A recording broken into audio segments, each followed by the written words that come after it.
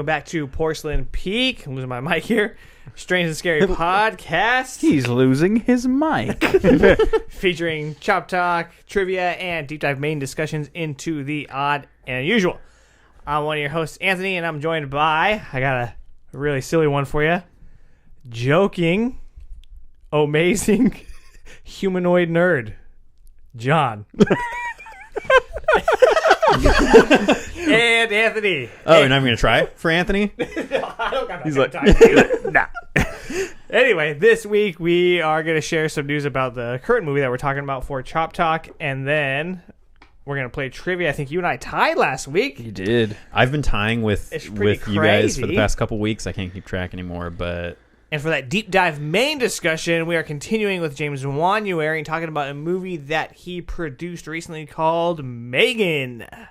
or as literally millions of people posting the exact same meme say M3GAN? M3GAN. M3GAN. Oh. That same like Key and Peele meme of like, I've got my eye on you, M3GAN. I've seen it. I actually took a screenshot the other day because two people had posted it like back, I saw it back to back on my feed and I was like, okay guys, come up with something original. Anyway, that's what we're doing. We hope that you stay tuned, and we'll go ahead and get started with that Chop Talk right now. Why don't you take an axe and chop it open? Before we dive into the news, John, Anthony, how are you fellas? We got a sunny week this week, so that's kind of cool, right? The sun came out. Yes, I am very excited about this because it's been rainy and awful, and especially as somebody who owns a dog and lives in an apartment, it can be very complicated to get that dog to then want to go outside. Oh, you climb own down him? I mean, I am his owner.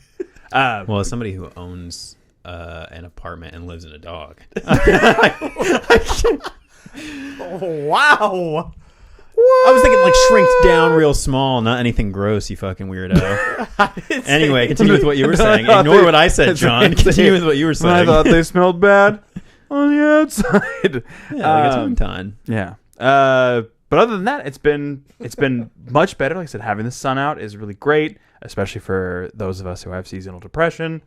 It's nice to Especially know for those that. of us. Yeah, it's nice to know that the world can be, existing in a way that's tenable to live in. Yeah, I like walked out the door this morning, saw the sun shine, and did one of those like where you hop up in the air and you hit your feet together. Yeah. And I was like, yeah, I'm ready to go. Let's do it. And then you got struck by lightning. Yeah, no. I actually wanted us to have maybe like a good 10-15 minute discussion about how fucking annoying LED headlights on these trucks. Every fucking time I drive over here, there is like a lifted truck behind me shining their bright ass LED headlights right through my back window, and I'm like, am I getting abducted? Like the only reason there should be bright ass lights shining through my windows like this would be if I'm being arrested, if I'm being abducted by aliens, Did you lose time? Oh my god, it's Sunday. Yeah, or like it's like, why do you need headlights that bright? Are you trying to fucking find the Titanic? Like there's no reason. So that's how I'm doing. Yeah. That's how my day's been going. Sometimes I'll turn mine off like if I'm at a stoplight.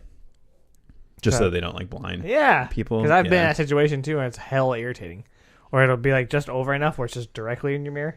Anyway, that's not what we're talking about. We got news, right? You said about this movie? Yeah. Yeah, what is it? Wait. Oh, other stuff. I want to do this in classic Chop Talk style, which is where I kind of like get you a little bit hot and bothered with some smaller news, and we kind of build up to the big climax, just a little bit of foreplay, news foreplay. Did you guys hear that Universal Studios is launching a year-round like horror nights, horror destination in Las Vegas? So it's not just going to be Halloween time anymore. You're going to be able to go to those horror nights in Las Vegas, baby. And so just like themed mazes, yeah? Pretty much? Pretty much, as far as I can tell. And you know what they say, man. What happens in Vegas stays in Vegas. Yeah. So, gotta go get spooked. Did you know that Zack Snyder has another production in the works? Another movie. Coming to Netflix, correct? Coming to Netflix. It is a sci-fi epic called Rebel Moon.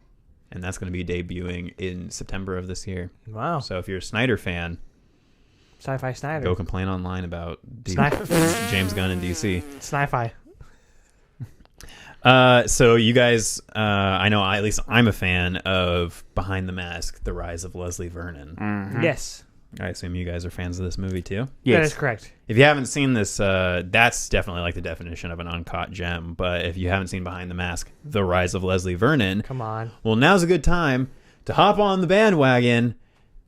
No. Because we don't have a sequel, but in a way we do, because the man who co-wrote and created Behind the Mask, The Rise of Leslie Vernon, has come out with a short film called Wait For It that is in the same universe as Leslie Vernon and has, I haven't watched it yet, but it has the actor who plays Leslie in it.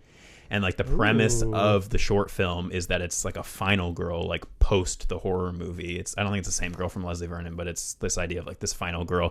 And now like it's showing, how she lives her life post going through this like slasher film experience. Really? So she's like going home after hanging out with friends and like constantly checking behind her and like doing all this stuff. And, There's a book like that called The Final Girl Support Group. Yeah, Like I remember you mentioned final that. girls Yeah. getting together. Yeah. I know that what sucks about, I don't think we'll ever get a sequel though, is because they tried to like do a Kickstarter and it just failed. Well, that's why I'm saying like, or whatever. That's why to me it feels like the epitome of an uncut gem, because it's like they even tried to like force it into they're like, yeah, and like people love it, but it's such a small minority of people, and I guess like the rest of the world just doesn't give a shit. But if you haven't seen Behind the Mask, go check it out. And I don't know if the short film is out yet. It says here that it's going to be going into the 2023 festival season, so it'll probably show up on his website or on YouTube at some point in the near future. That's tight. That's tight. I wanted to talk about something that I found really impressive that happened recently, which is the whole story around the newest viral horror sensation, Skinamarink. So I watched this the other night. My review on Letterboxd was I watched this in the dark, and several parts of this movie sent me into cardiac arrest, and my cat too. Like his ears were just like, and he was freaking the fuck out. And I found it one of the scarier things that I've seen in recent memory.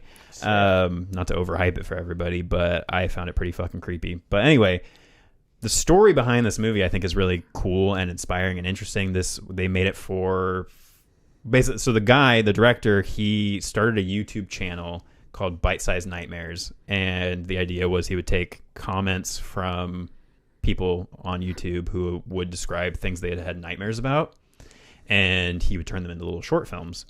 And basically Skinamarink came out of like, let me take a bunch of these ideas from these short films that I made and try to make like this ultimate nightmare movie. Made it for $15,000 in his childhood home, and screened at a few festivals. A pirated version leaked onto YouTube a few months back. That's like where all this viral buzz has come, and it got so much word of mouth that it ended up getting like a 600 screen release last week, and is currently made almost $900,000. Holy shit. Which on a $15,000 budget is another one of those, not rags quite to the riches. same level, but like a very similar to Saw type story where it's like, dude wanted to make a movie, did it in a, and in one only location. 600 theaters? Yeah. That's fucking crazy, dude. So yeah, it has made a shit ton of money, and good for him. And I definitely would recommend that people check it out. I mean, he was saying that while it's cool that it's gotten this huge word of mouth, he still wishes that it hadn't obviously gotten pirated, earlier than its intended release and everything. I didn't realize that's what had happened, so I'm not condoning pirating. But, I already mentioned that I did see it, and I don't know if it's available anywhere. I know it's supposed to be coming to Shudder, so... I think it's somewhere because I saw the thumbnail for it. So when you sent me, like, the thing about it, I was like, yeah, I know I think that name. IFC Midnight did a release, so it may be through, like, whatever their service for renting things is. But yeah, I've been seeing it pop up everywhere on TikTok, on Instagram Reels. That's I've why seen I it watched on it, is because Twitter. I was sick of seeing people post about it and me having no idea what it was. So I was just like, I got to find this fucking Skinamarink movie and watch it. Yeah, I think Mr. Gigi did a review on it recently, which means that he probably also pirated it. But yeah, it's freaking people out. But yeah, I would highly recommend checking it out whenever it comes on your radar in whatever fashion, because I think a lot of people are going to be talking about it for probably the whole year. Crystal Lake, we talked about this A24 Brian Fuller. Is it Peacock? The cock. Yeah, Peacock Friday the 13th series. So clarify, I know I mentioned earlier that there was some issues about like what aspects of the Friday the 13th franchise they could use. They've clarified that they have free reign to use anything from the entire franchise in this prequel series. But it was recently announced that Adrienne King, who played the final girl in the original Friday the 13th and briefly in the sequel, is going to be returning to the series in a recurring role. Well, that's cool. And then also Kevin Williamson is going to be writing an episode of the show. So if you're a fan of Kevin Williamson, this might be a good segue to talk a little bit about Sick, which I know you haven't finished, so obviously no big spoilers here, but this movie kind of unceremoniously dropped on Peacock. And pretty much the only reason that anybody knew about it was because Kevin Williamson was attached, and everybody was like, how the fuck did a Kevin Williamson slasher movie just go straight to Peacock and nobody knew about it? So people did their best on Twitter and stuff to try to drum up some buzz about it, so I was pretty stoked to check it out. I watched it, I think, the day that it came out, and my very short review would be it is basically Scream, but without all the bells and whistles, stripped way down, which is not a bad thing, because I think that stripping it down to like a tight 80-minute, like boom, boom, boom slasher works pretty well if you're just in the mood for something that's digestible. I totally understand if you're not into the idea of watching something that's COVID related. I was pretty turned off by that when I saw the trailer for it. I don't like this idea of like, turning COVID into movies, especially horror movies, but I thought that this movie handled it relatively well in terms of how it was worked into the plot. It just still feels kind of like too fresh and a little bit weird. So what I've watched of it, I'm enjoying it. I do think that it feels almost like a caricature of what like the situation of dealing with COVID right now is.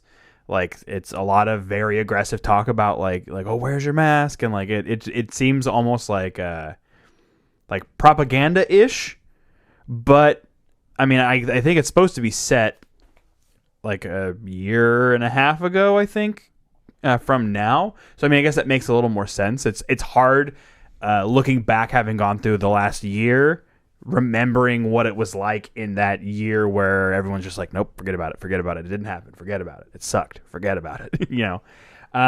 But the actual like the horror movie that is around this concept works really well. And I think, again, not to spoil anything, I think when you get to the reveal of what's going on, that like kind of almost heightened, almost parody version of what COVID was, I think is pretty like that assessment is pretty accurate, and I think it's intentional. Like, it feels very much like that's what he was going for in writing this. Yeah, I would say I recommend it if you're a slasher fan. It's a pretty cheap, easy slasher. It's not gonna break the mold on anything here. It's all stuff that we've basically seen before. Some of the characters do some smart things, they do a lot of stupid things, but overall it's a pretty straightforward slasher. Kind of reminded me of the Friday the 13th remake. Yeah. Where it's like this big house and they're all there kind of doing their own thing, and it's very centralized to that. So, I mean, it's not a bad time. I enjoyed it. Which we found out recently that remake is in the Transformers universe. We did find out. Yeah.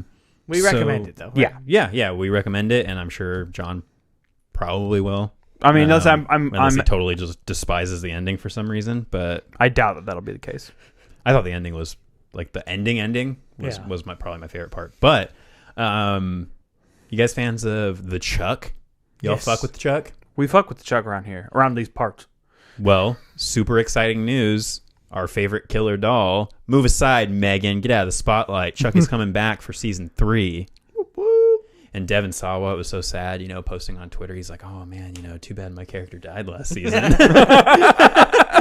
We're all like, it's like, how really? Yeah, he was just like, oh, super happy. Well, he's always like, getting into beefs with the Chucky Twitter, and they're always calling each other out. And he was just like, yeah, all sarcastic, like, yeah, man, congratulations on getting renewed for a season. Too bad you fucking killed off my character last season. Let's see how many Devin Sawas we get this time around. You've killed off all 3 of my characters. So yeah, getting renewed for season 3. Pretty much all we know so far is that Mancini has teased that we may get even more returning legacy characters. I don't know who those people would be.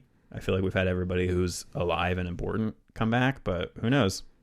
Could surprise us. Who knows? Maybe someone from 3? Any of the military Maybe they'll bring kids? back the kid who played Andy in the third one. And we'll have like a little battle of the Andys. Maybe they'll bring back Red Man's guts from under the table. Oh, yeah, totally. So, yeah, that's pretty much all we got for Chucky. But pretty good timing on their part to drop that news while Megan's real hot. And I don't mean that like in a attractive way. Even though she's a robot, you know. Steer away from that skid. We have Megan news though, yeah. Huh? Is this it? Is this the Megan news? We got one more thing, and then don't you got me don't get too ahead of already. yourself. He's like, I think you'll like this bit of news though. Hit me with it. So, David Fincher is probably my favorite director, outside of Mank, which I think is his just weird outlier. You're like, worst of his Mank movies. is rank. But seems that he is, and I think I've talked about this before, but we're getting closer to it actually happening. So it looks like he's going back to his roots. He is teaming up once again with the writer of Seven for a movie called The Killer, which is based, I believe, on a manga. It stars Michael Fassbender, and it is coming to Netflix in November. And it looks like, from what I've seen from stills, a pretty dark, fucked up movie about an assassin. Love me some Fassbender. Yeah, love Fassbender. Haven't seen him in a while, so good to know that dude's still alive. I know he's got a great hog, because we saw that in what was that Shame. movie? Shame. Yeah, I've never. and yeah, Fincher and the writer of Seven. I'm like, cool, go for it. Now, we finally arrived. The moment I've Drum been roll, waiting please. for. I am titanium. That was a song she sang in the movie. M3GAN is getting a sequel. Wow. It was announced, I believe, today that M3GAN 2.0 will be slashing back into theaters in 2025, January of 2025. So it looks like M3GAN is now going to take it upon herself to go, nope, January is my month, bitches. Y'all thought January was just for terrible movies? You were right. Yeah, the jury's out.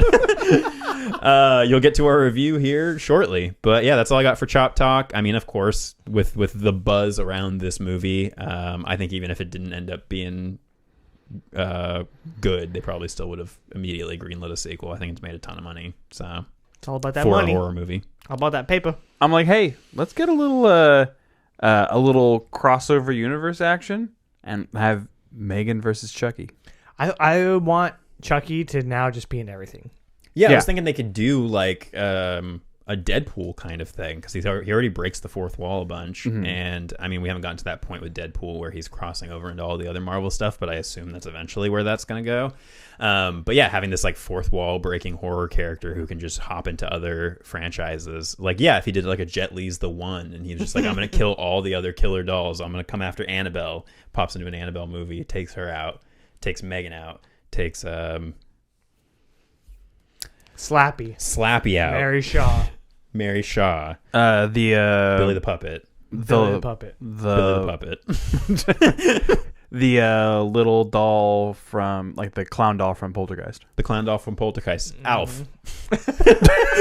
Big doll. Close enough. Got a big doll. Yeah, so I would love to see that. But you guys, how you guys feeling about moving into some trivia? I'm feeling hell good about it. Let's do it. That Christmas house of wax, the fog, piranha. It's one of those, right? Right? Before we get started with our trivia questions, our main trivia questions, you had a question from last week as part of our bonus trivia. You want to remind the listeners, viewers, what that was? Yeah, so last week we talked about Insidious and Insidious Chapter 2. And my question was, what was the working title of Insidious before it was Insidious? And you guys had some guesses that you don't remember. My guess was, I guess remember The Further. And the answer was The Further. So, yeah, it was originally called The Further, which I think is actually a better title. Like, it's a better title when you know what the movie's about, but I think Insidious is probably like just a better horror movie title. It also just looks dope, like in like the the title screen before you get into the movie, all red and lit and all Insidious. fucking it looks incredible. But I have a question for y'all today. Okay. And that is, there have been several very famous evil doll films. We're going to be covering one of those today.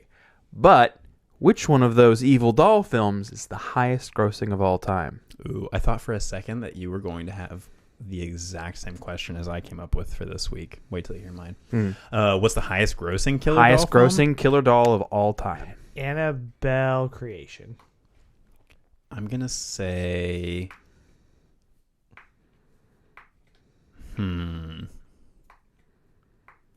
Bride of Chucky.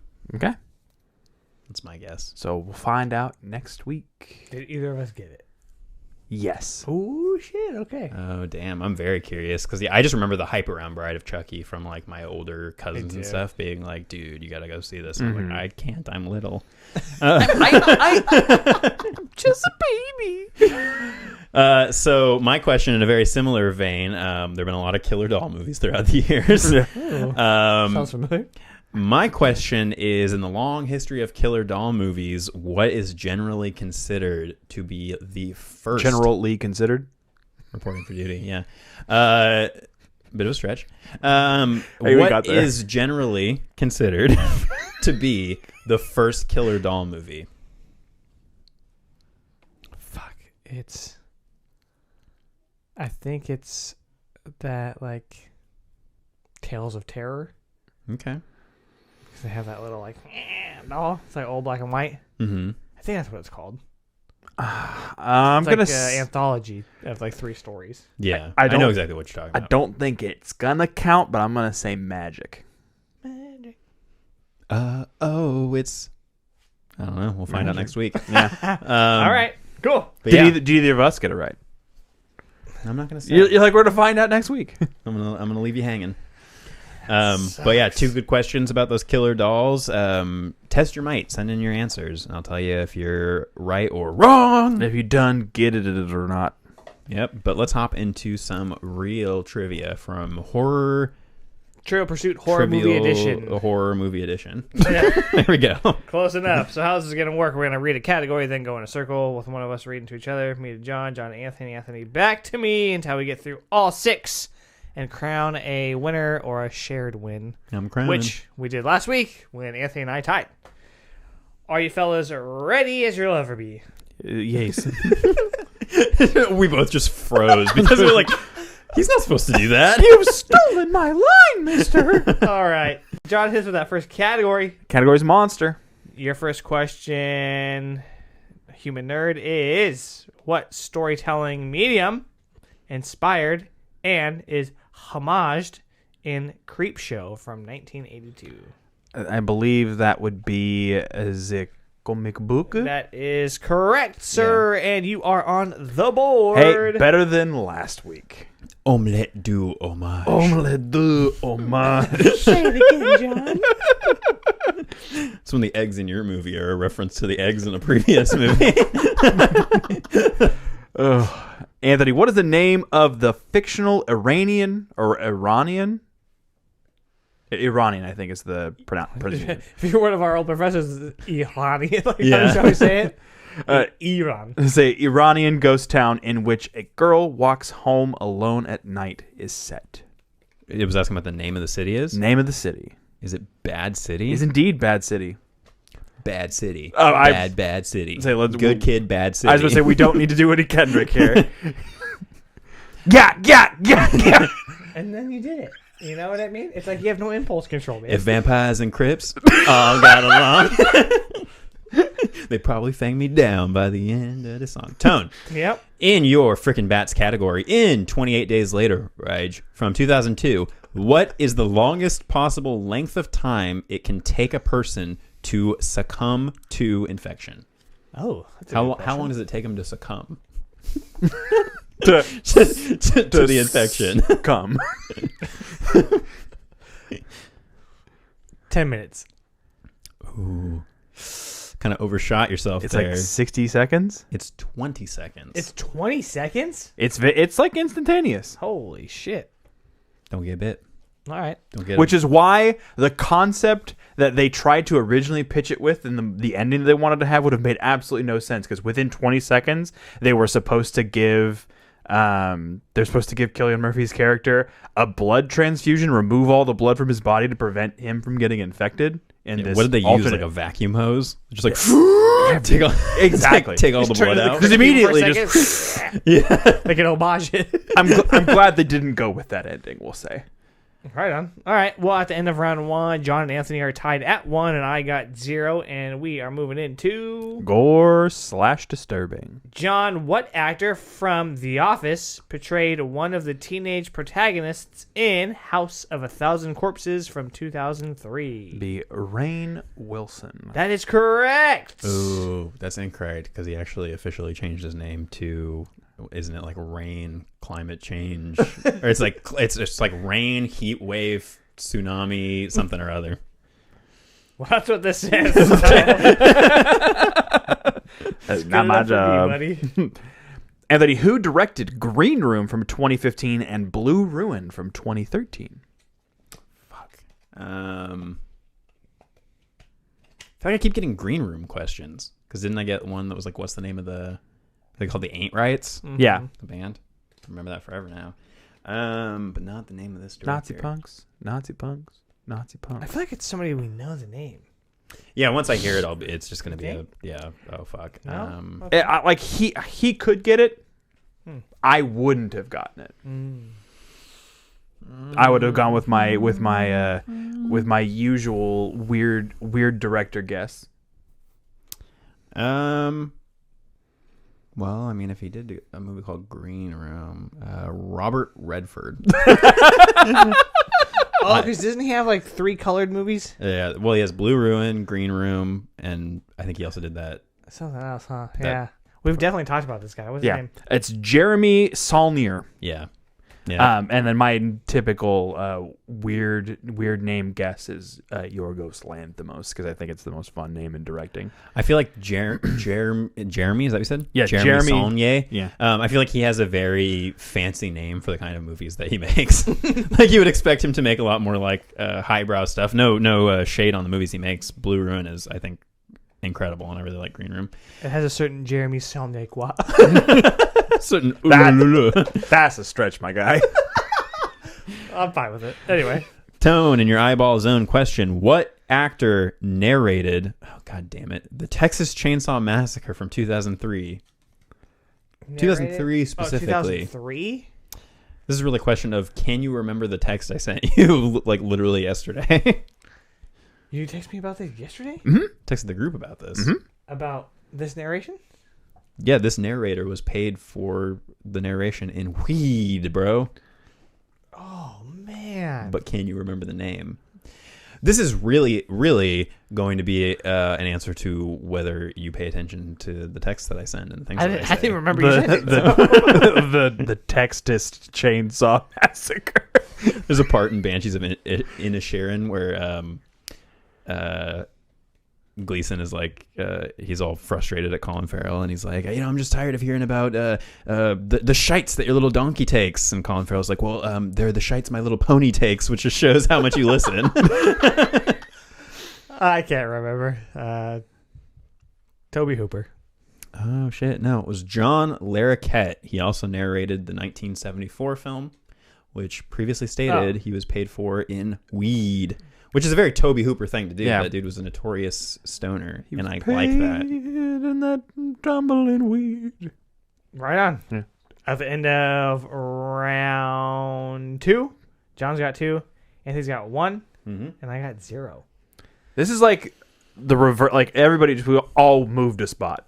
And we're moving into. We are moving into psychological. All right, John, what is the name of the character that leads the team in investigating the paranormal activity of the house in The Haunting? The character that's the lead of the team. Oh, that's from 63. If that helps. He's the face, not the wild card, bitches. I have no idea. I'm gonna say I'm just gonna say Ed Warren. It is Dr. John Markway. Yeah, no Dr. way. John Spooky. No way I would have gotten that shit. Nope. Anthony, in your softball psychological question, to what M. Night Shyamalan film was Split a sequel? Definitely wasn't Lady in the Water. It's a backdoor sequel to Unbreakable. It is indeed Unbreakable. And we all got real excited about that. And then Glass came out, or as I like to call it, drop the glah. Just ass. Tone, in your brain game category, protagonist Rocky is one of how many thieves in Don't Breathe from 2018? 3. Fucking nailed it, dude. 3. He's like, I ain't getting blanked over here. No, sir. All right. So now, John, you still have 2. And Anthony, you have 2. 2. And you have 1. Right. Why'd you hold up a 3? I we just... Oh, It he messed up. No, I think he's having a stroke. He's like, blap, blap. All right, we're moving into Paranormal. Killer. No, I think he's right. Wait. Oh, yeah. We were in psychological last time. Paranormal, yes. All right, I John. think I should just win now. What is the surname of the original family sacrificed in the 1800s in We Are Still Here from 2015? In We're the Millers. No regrets, John. So it's the surname? Yeah. Williams. Dagmar. Close enough. Well. Those both have letters in them. It's true. Anthony, what is the name of the haunted Italian luxury liner in Ghost Ship from 2002? Damn it. The USS Spooky. The USS Ookie. Why would it be USS? It's Italian. Oh, it is. I didn't even hear that. That makes sense. Then what would it be? I'm not going to give the answer. It's Italian. The HMS Spooky.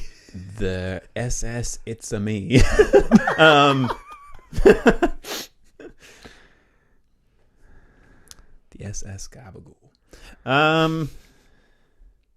I've only seen this movie once, and the only thing I remember about it is the opening, which I think is what most people remember about it. Yeah, I mean, That's the fair. Wire, right?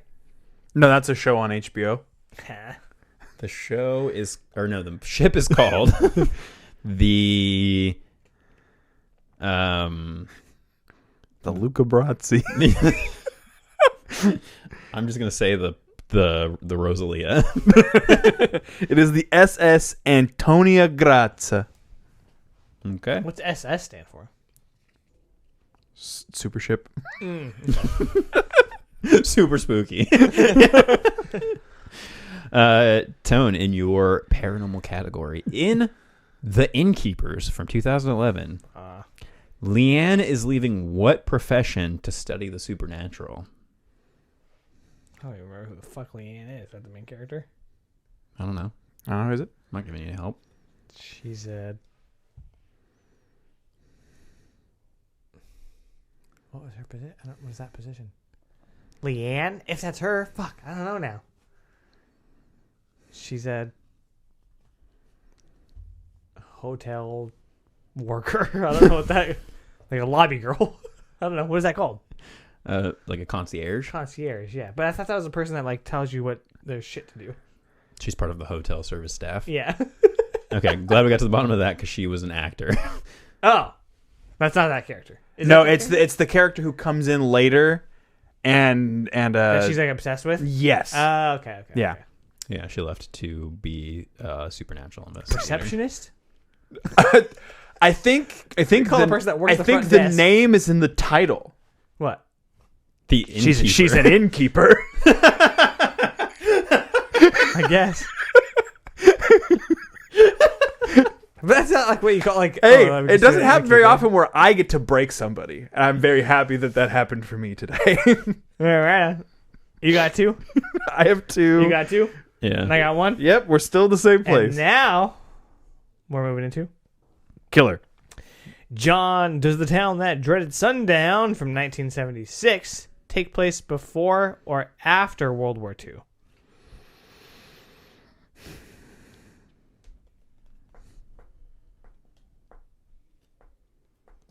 I'm gonna say after. That is correct. Yeah. Begun. The World War II has. So they just have Yoda for whatever reason. It's just Oh no, that was Winston Churchill. Anthony, in what film in the Step Up film series did Sharni Vinson, who plays protagonist Aaron, in Your Next Star? Step Up to the Streets. It's Step Up 3D. God fucking damn it. I Did legit. you just say protagonist like a normal person? Oh, I forgot to say protagonist. Well, then the question should be invalidated. You got to take it back. Erroneous! So you got to take it back to the theater. You got to run it through the validation. Well, so now do we add all the Step Up movies to the trivia redemption list? Like, I think it's pretty. Alright. It's a pretty loose It's more- attachment to be like, this person also starred in Your Next. Pretty cool, right? so unfair. Tone, in your killer category, the killer in Terror Train from 1980 avoids detection by donning what from each of his victims? I don't really even understand the question. The killer Yeah, I got it. in Terror Train. Avoid their tickets. I'm going to go ahead and just slip into this old ticket here.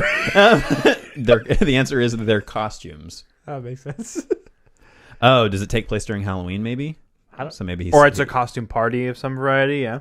one of those classic Train costume party train costume parties. Yeah. in the middle of July. My favorite. There's some movie about that came out recently about a killer who like takes the face of the person that he kills, and, like wears their cuts it off and then wears it and then kills other people. It's not Texas Chainsaw Massacre, but anywho, thought it might spring to you. All right. We are just So you got 3, Anthony's got 2, and I've got 1. Yes. And we're moving Killing it. into International. John in Black Sunday, 1960. Princess Asa Vajda is a follower of whom? Vajda. Princess Asa Vajda. I feel like this is just like a Russian-born character. Can you give me the question again? Good. Black Sunday, 1960. Princess Asa Vajda is a follower of whom? it's a Bond girl. Vajda. I don't know if that's how you pronounce it. Vajda. Oh, gonna say Satan. That is correct. Okay. What? For the win. Follower. 4? Horseshit. Did you get 4 points? I did get 4 points. You are correct, Anthony. So what 2010 Norwegian mockumentary was about certain mythical cave-dwelling giants? Troll Hunter. It is indeed Troll Hunter. I'd be proud of myself if I hadn't already lost. Tone, in Martyrs from 2008, Hell yeah. which character is haunted by a disfigured, emaciated woman? Lucy or Anna? You got a 50-50, man. Come on, baby. Win or die. Anna. It is Lucy. What are you gonna do, huh? Hey. You gave it your all, man, and your all just wasn't good enough. Yeah, But here was just mine, shows to show you so- that even watching these movies doesn't do shit for you. We watched Martyrs a while ago, though. And also, like, that's what makes this game both fun and aggravating is that, like, I mean, they're pretty damn specific questions, and you really just have to, like, remember every character name and what other movies all those people have been in. But I still have a hard time remembering some, like, heavy details about some of my favorite movies. So, a movie that I've seen once it's a tall ask. What's that Scorsese movie I'm a big fan of? Is it Juice. Neat Dudes? Neat dudes. Juice? I just... All right on. That's going to wrap it up for trivia. Congratulations, John, on your win. And we're going to play some ads, maybe some ads for ourselves, maybe some better help. Maybe we'll break off your arm. And then we'll move into our main discussion about M3GAN. Maybe bring you some therapy. Maybe we'll break off your arm. Join the creep cult.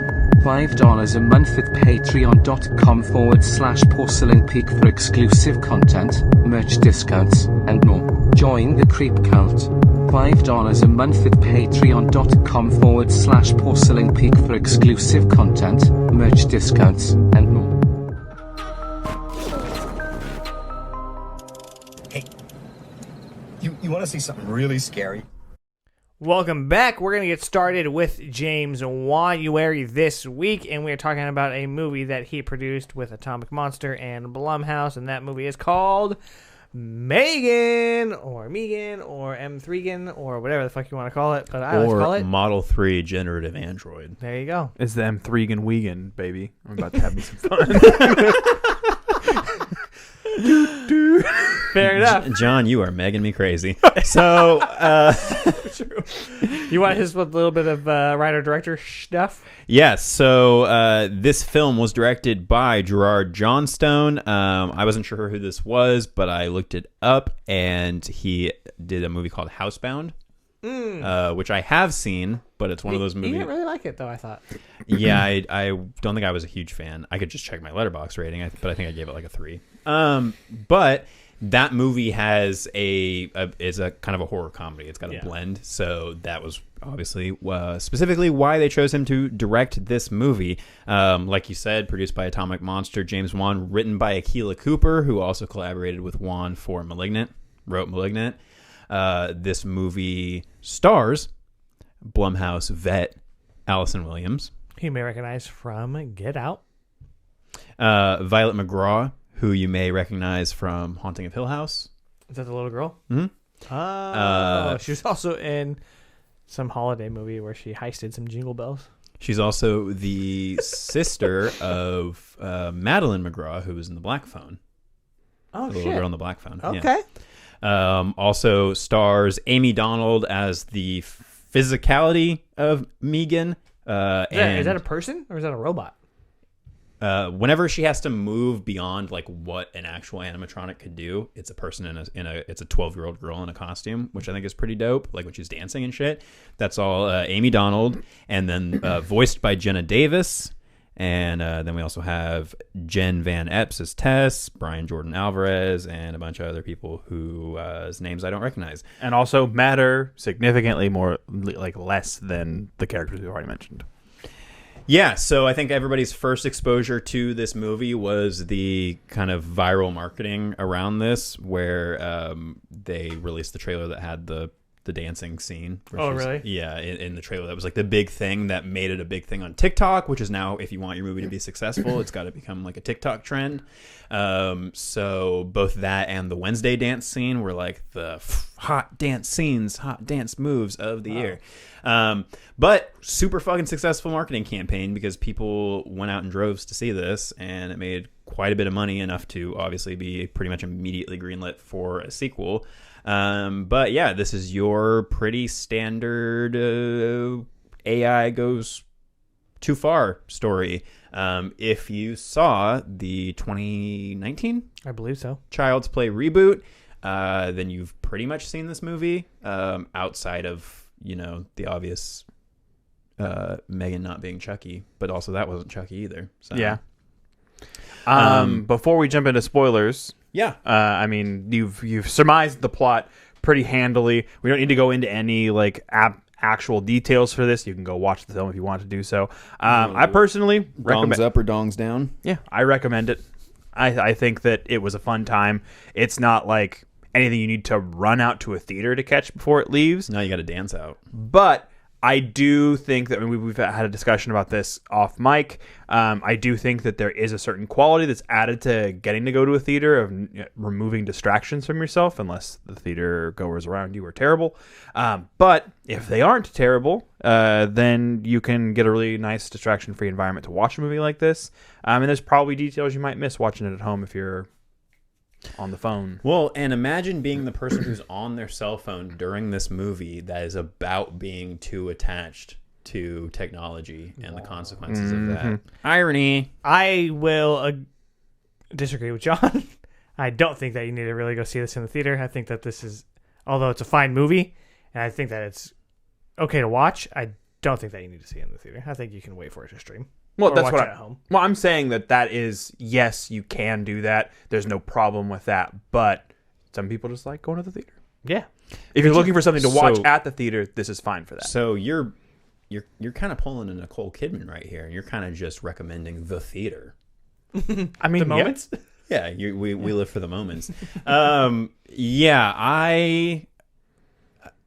Well, I mean, now you're saying that wasn't your argument, so I don't know whether I'm disagreeing with you or not. But yeah, I enjoyed this enough, but it's weird because so many movies, like something like Prey, where I feel like that movie should not have gone straight to Hulu and should have been a theatrical experience.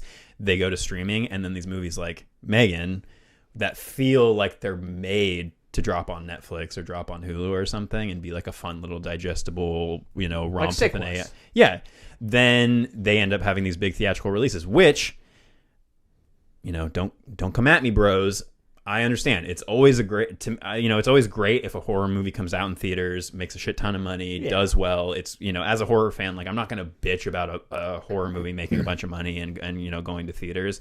I just think you don't need to spend your money unless you really feel like you need to be part of the M3GAN conversation. But I don't think this movie has enough substance for there to be really a lot of conversation that you haven't seen in the trailer. That's the other thing I would say too, is if you have not seen the trailer for this movie, don't watch it. Watch, whether it's waiting for the movie to stream or going to see it in theaters, don't watch it, because I've frankly felt that all of the most interesting parts of this movie were in the trailer, which benefited them because it made for a great marketing campaign. And we've talked in the past about, a lot of the time these days movies come out and you're like, where did that come from? Like, even movies in theaters now, you're like, that had no marketing.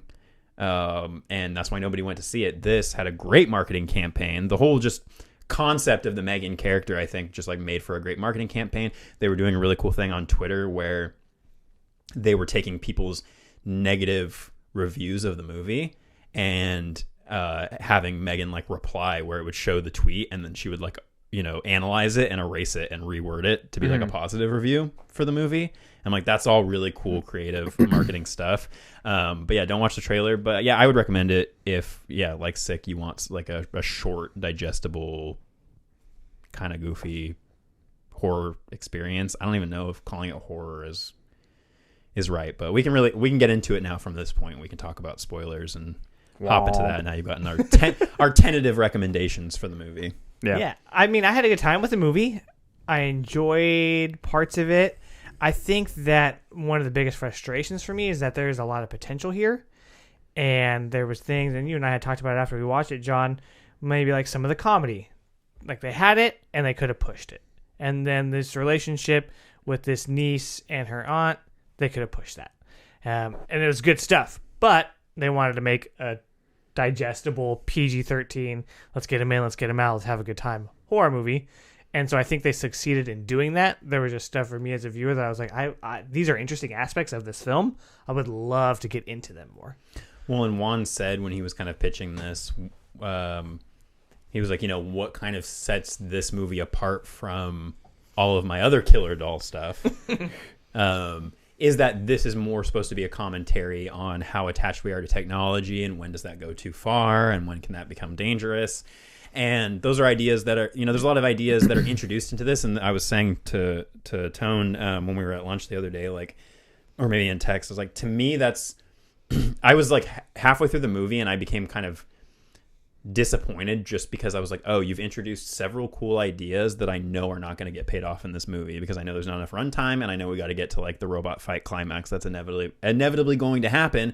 And I knew there was nothing surprising about the movie. Again, if you've seen Child's Play 2019, it follows pretty much the same beats. It's this whole idea of M3GAN gets paired with the Katie character and then wants to protect her at any cost, which means, trigger warning, there is a dog death. I mean, it's off screen, but still the idea of a dog being killed. But yeah, dog bites Katie, M3GAN kills the dog. And she's just starts taking out people around Katie to kind of defend her and everything. And then you get the really cool idea of like Allison Williams wanting to follow her career, and she's really dedicated to that. And then suddenly she has this responsibility of like, yes, she loves Katie because it's her sister's kid and she loves her and all that, but she's not in a place in her life where she feels like she can be a parent. So she does what a lot of parents do with technology, which is, I don't have time for you. Here's an iPad, here's a TV, here's a video game. And she becomes so... Here's a doll. Yeah, she becomes... Or, yeah, toys. It's both, and she gets so attached to it that it becomes dangerous. And even the therapist is like, are you sure this is a good idea? Like, and then... I loved that, too. And I was like, let's fucking get into it. And then she's like, Katie, it's okay. Like, let's just be a family. And then Katie's like, okay. And I'm like, she just had a fucking meltdown, dude. Yeah, and then Allison Williams even brings up later, like, hey, this isn't... Like, I'm realizing now this isn't helping you get through the trauma of your parents dying. It's just a distraction. Loved that. I loved that message, too, where it's like, it's okay to feel sad and it's okay to not get over stuff. And something this big and this heavy that happened to you as a child, you might never get over. Like, a part of that is always going to stay with you. And I think there's stuff for all of us that happens to us throughout our lives that is still with us. Mm-hmm. And so I loved that message. And I was like, I just kept saying, like, let's explore that. Like, let's get into that. I pretty much just, anytime it cut away from just being Allison Williams and Katie and M3GAN, like, in the house, when it went to all the, classic, now weird, kooky side characters that are all doing dumb shit and saying dumb shit and and then inevitably get killed off in crazy ways. I was less interested. I was like, I don't care about any of this stuff. I just want to, like, I'm into, like, how is this girl going to, like, deal with this trauma, and how is Allison Williams, who I totally get that perspective of, like, she doesn't want kids. She's a career woman. Like, she's successful. She's a fucking, genius roboticist at this toy company.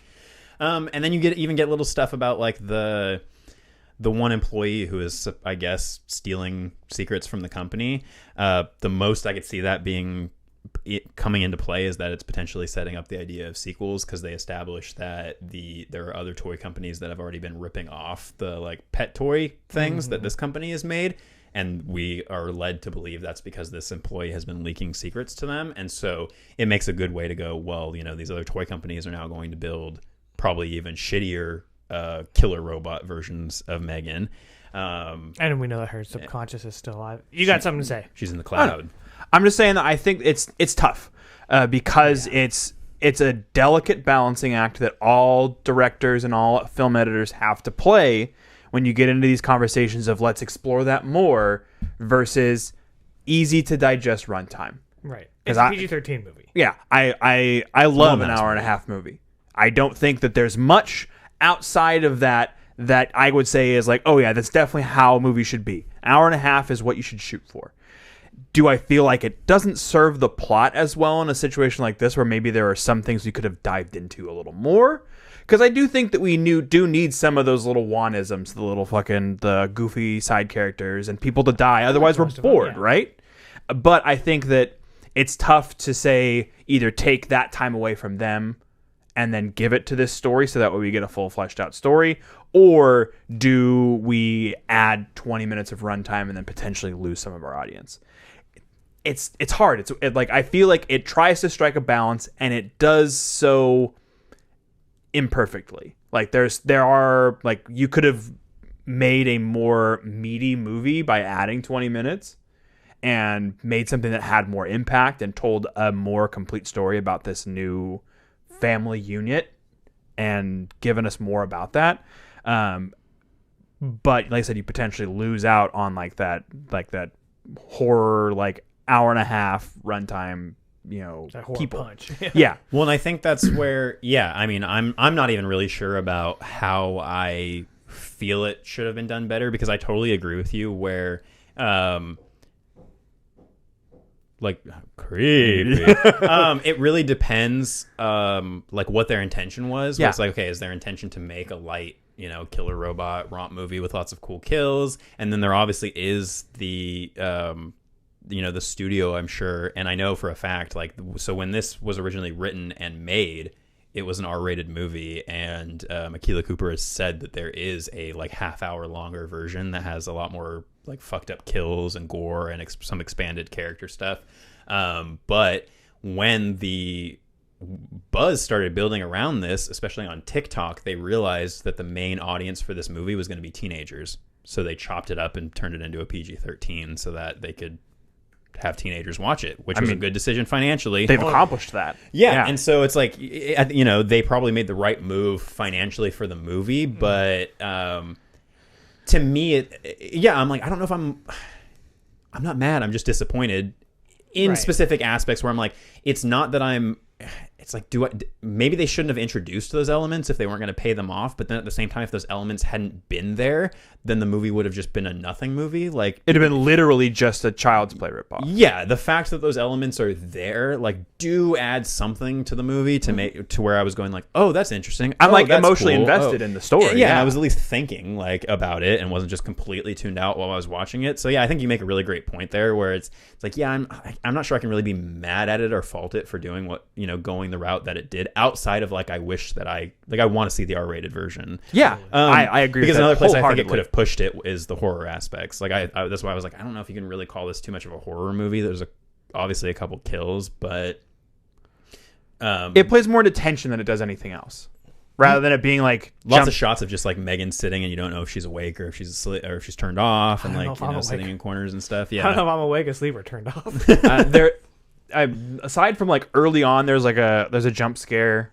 There isn't a lot of that. It's just mostly the dog coming through the fence, I think, or like the dog jumps up and barks at them when they get out of the car. Car door. Yeah. I loved the kill with her two partners.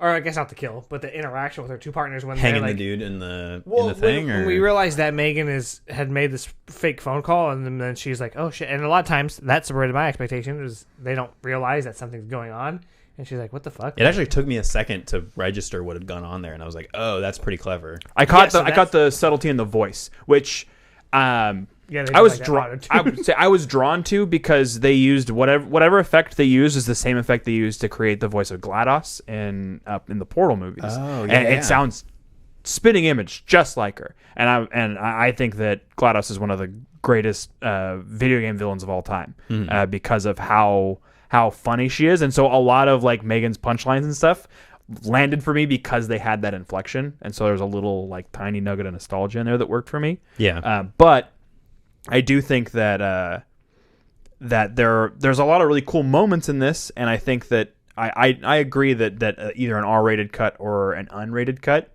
would be really cool to get a little bit of extra time. I just hope that it's not a bunch of CG megatongues, you know, just like just out of Megan's mouth. CG Megan tongues. Hey. But I mean, what we haven't really talked about too much is just like Megan herself. I think, and I said this like right after I got out of the movie, I can totally see why people want this character to be like a new horror icon. I really thought that any scene that had Megan in it and she was the focus was like the highlights of the movie. I think the performance is great. She's got a lot of like funny, weird comedic scenes too. Like what I referenced earlier when I was singing that song, when she just starts singing, you know, we cracked up. Yeah. Yeah. And just like some of the little comments that she has between like her and Allison Williams, and how she gets like snarkier and snarkier as she learns. And I really dug her. And then obviously, like, yeah, we saw it in the trailer, but just the fact that she just out of nowhere just decides to do this like dope dance through the hallway and then grabs this like guillotine paper cutter and comes after this guy. I was like, you got pizzazz, kid, and I like it. Yeah, I mean, and I think that obviously the comparison to 2019's Child's Play is very apt. We talked about it in the car when we were leaving the theater. I personally, like, when I walked away from 2019's Child's Play, I was like, this isn't Child's Play. Like, this isn't Chucky. There's no involvement of voodoo or any of the fun shit that makes Child's Play work. But really, if they didn't have who do you voodoo? Yeah. If they didn't have the Child's Play name and the obvious like attempt at a visage of a good guy doll, would I have as much of a problem with it? And I think the answer is no. I think the fact that they went out with the intent of making a Child's Play movie there and they didn't make a Child's Play movie was the part that was most frustrating for me and why I left wanting more from that movie. Well, and in this case, I didn't have that problem because it's just a character that they made up. Yeah, and my comment about that whole thing was it made me wish even more that Child's Play reboot never existed, because if you just removed that from the equation, I think this would have felt a lot more original. And I don't think it's like this movie's fault for feeling so similar to that movie. And I do think that M3GAN does pretty much everything about this concept better. Yes. And also, yes, the Child's Play reboot just inherently suffers from being a reboot of a beloved franchise and deciding to change pretty much every aspect of that franchise, when this is like, yeah, you know, it makes me just kind of sad that comparison is even going to exist, where I'm just like, no, just if we can all just forget that 2019's Child's Play existed and just be like, okay, M3GAN did it right for the most part, and let's see where it goes from here. I'm totally cool with this being, you know, a parallel killer doll franchise to the good Chucky that we'll continue to get from Don Mancini. Yeah. But yeah, I mean, while I had some negatives about it in terms of like things that I would have wanted to see get pushed further, overall, I still had a blast with it. I had a good time with it. I would recommend it, just like, you know, it didn't blow me away. It doesn't need to be it doesn't need to be a theater going experience, like I said, unless you're one of those people who does better in a theater. That's my I thing think with it. too, going into it, you should think of it more as a comedy than a horror movie. It has those elements to it, definitely. But there were times when we were watching it and I was like, that's funny, right? Like that's a joke. Yeah. And so but the audience was not laughing. I mean, there was a few people here and there, but for the most part it was us laughing. And I mean, like, we were funny. also we went At the wall. Well, the wall was behind us, you know, by design, because I ain't my first rodeo. Yeah. But also we went the week after it came out. Yeah. So a lot of the buzz and the hype has kind of died down a little bit. So there aren't as many people going, which meant that, you know, that if you catch a pre-matinee, you're probably going to be in a room that's only got 6 or 7 other people. So for the most part, we avoided a crowd in general, aside from the fact that some goofy pair of kids fucking were running back and forth in the aisles, and one of them ran all the way down the aisle beside us, down the stairs, to the side of the, you know, where the side of the screens. A lot of theaters will have entrances on both sides, and so people, I think, get confused when there's not. You know what I mean? Have you ever been to a theater where it's like you can go this way and that way? Yeah. But Regal's not like that. It's you go in and then you spread out. So he went to the other side thinking that he could get out, and then went to the emergency exit. I don't know. And then saw that there was sunlight. I was like, oh, no. And then closed the door, and then forgot there were 2 stairs to get back down and then back up, and then fell flat on their face. Fuck it. Fuck the movie theater. Watch this on streaming. But You can't get that kind of action, you know? well, and I think that really the key to making a successful killer doll anything is put some comedy in it, because it works for Child's Play, it works for this, it works for Slappy the fucking dummy or whatever, because the idea of a killer doll is just inherently goofy. So if you lean into it and make it fun and goofy, then I think you're going to have a much better project and a much better time. And so I think that's where this movie really shines. So yes, go into it expecting more of a comedy, and I think you'll have a really good time with it. And hopefully, we get an uncut or an unrated version of it. I think because the hype has been so big for this movie, once the horror community gets a whiff of the fact that there is more footage of this, we'll get it in some capacity, whether that's inserted back into the movie or whether that's through deleted scenes on a release, if those even still exist by the time this. I mean, it'll still get its like its iTunes extras or whatever, yeah. But yeah, I'm very interested to see what Atomic Monster and Blumhouse continue to do. I know they have that Wyatt Russell movie coming out, I think later in the year, maybe next year. And yeah, I'll check out another M3GAN movie 2.0. Yeah, my fork in. Stick my fork in, it's done. Wow. All right. Don't stick your fork in M3GAN, man. No, M3GAN's a doll, my guy. I ain't. We don't even No know what laws she is against anymore. that. She's just a consciousness. She's Alexa. All right. I apologize if we've set off anyone's Alexa. Does that happen? Yeah, it happens all the time. It happens to me daily. Really? Yeah. Are you going to watch this episode? I probably won't, but Alexa, turn off the lights. Hey Siri. Go fuck yourself. Hey, don't say that. Anyway, that's going to wrap it up for this week's episode. We hope that you enjoyed that discussion on M3GAN. We're going to continue with James Wanuary into next week, and we're going to be talking about Aquaman. Is that right? Is that what we said? Yeah, let's do it. Yeah, okay. Aquaman. Great. We just can't stop getting wet, can we? We just can't. We just can't keep out of that water. We just can't keep So we out try of to get out of the water. They pull us back They in. reel you back in. Yeah. There we go. Hey, End all the right. episode. That was a good joke. Thank you for checking this out. We hope that we see you next week. I have been Tone. I've been John. And I am a robot. And still the boy. And the internet darling Anthony. The best killer doll of them all. Don't get it twisted. Oh, see you next time. Keep it creepy.